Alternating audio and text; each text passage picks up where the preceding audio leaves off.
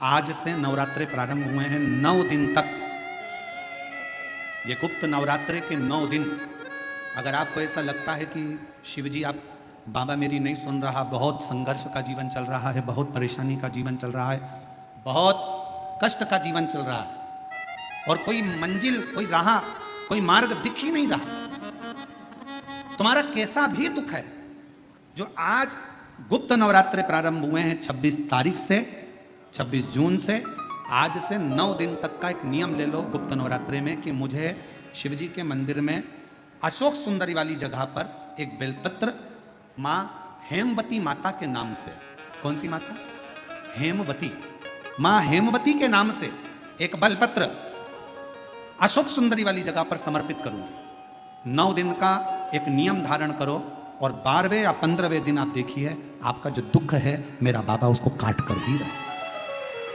गुप्त नवरात्रे जो आज से प्रारंभ हुए हैं, गुप्त नवरात्रे जो आषाढ़ महीने का ये गुप्त नवरात्रा है, इस नवरात्रे में हेमवती माता का स्मरण करना, एक बेलपत्र का पूजन करना या एक बेलपत्र के वृक्ष के नीचे आप 9 दिन तक भी, अगर मंदिर तक भी नहीं जा सकते, मंदिर में आप बेलपत्र रखने नहीं जा सकते, तो आपके घर के आंगन में, द्वारे पर, बगीचे में, आपके घर के पास अगर कोई बेलपत्र का पौधा है, वृक्ष है, उस बेलपत्र के वृक्ष के सामने एक बेलपत्र का पत्ता रखकर भी अगर आप उस पर जल चढ़ा रहे हैं या पूजन कर रहे हैं हेमवती माता के नाम से, तो उसका फल आपको मिलेगा। और मान लो बेलपत्र का वृक्ष भी नहीं है, हम मंदिर भी नहीं जा सकते, हम कहीं नहीं जा सकते, घर से बाहर कैसे निकलें, पानी तेज है, जलवृष्टि हो रही है, बहुत सा पानी है, तो क्या करें?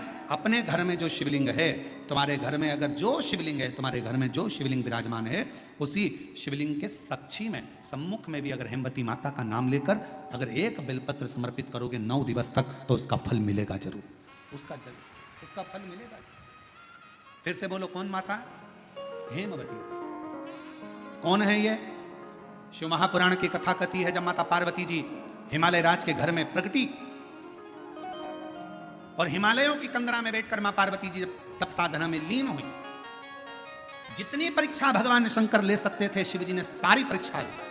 ब्रह्मदेव परीक्षा लेने आए, भगवान नारायण परीक्षा लेने आए, इंद्रदेव आए, सप्तऋषि आए, सारे साधु संतों को परीक्षा लेने भेजा, पर मां उन परीक्षाओं में पास होती चली गई। तब भगवान शंकर ने दर्शन देकर कहा, पार्वती आज से तुम्हारा नाम हेमवती रहेगा। सुनो पार्वती, तुम्हारे इस नाम की आराधना जो तुम्हारे गुप्त स्वरूप में करेगा, उसको मनवांछित फल की प्राप्ति हो जाएगी। और वो फल, आज कथा अगर प्रारंभ हुई है और आप लोगों को मौका मिला है, तो इस कथा का स्मरण अपने जीवन में जरूर करें। क्या पता भोलेनाथ जी ने बेजापुर वालों पर भारी कृपा करी है, बहुत बड़ी कृपा करी, जो नवरात्र में कथा मिली और आप लोगों को ये कथा का चरित्र श्रवण करने को पहले दिन ही मिल गया, बीच में मिलते तो 2-3 दिन निकल गए होते।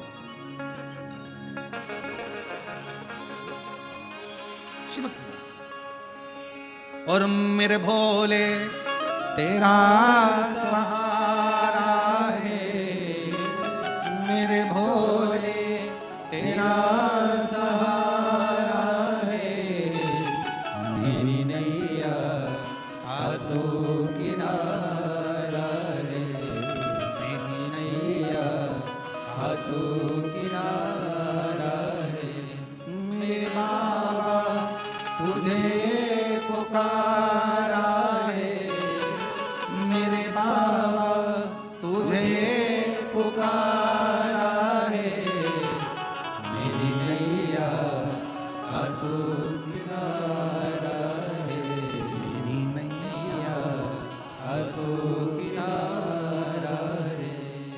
शिव जी की कथा कर, ब्राह्मण और ब्राह्मणी के घर में संतान की प्राप्ति नहीं थी, दोनों के घर में औलाद नहीं। श्रेष्ठ 2 गांव छोड़कर रहता था, जिसका नियम था एक बेलपत्र को समर्पित करना, शिवालय जाना, शंकर जी को एक बेलपत्र बाबा के शिवलिंग को समर्पित करना, बाबा को चढ़ाना, विनय करना, निवेदन करना। एक दिन ब्राह्मणी मंदिर से आ रही थी, देवलोक से इंद्र की धर्मपत्नी इंद्राणी सची देवी अपनी सहेलियों के साथ में भूलोक भ्रमण के लिए मृत्युलोक पे भ्रमण करने आए। श्री शिवाय नमस्तुभ्यम। स्वागत है आप सभी का आपके अपने चैनल में। यदि यह वीडियो अच्छी लगी तो इसे लाइक करें, चैनल को सब्सक्राइब करें और बगल में घंटी जैसे बेल आइकन बटन को प्रेस करना ना भूलें ताकि मेरी वीडियोस की नोटिफिकेशन आपको तुरंत मिले। और कमेंट बॉक्स में हर हर महादेव या श्री शिवाय नमस्तुभ्यम अवश्य लिखें। गुरु जी कहते हैं कि श्री शिवाय नमस्तुभ्यम लिखने, सुनने, बोलने मात्र से हमें 1000 अश्वमेध यज्ञ के फल की प्राप्ति होती है, हमारे कष्ट दूर होते हैं, पाप भी कम होते हैं। धन्यवाद।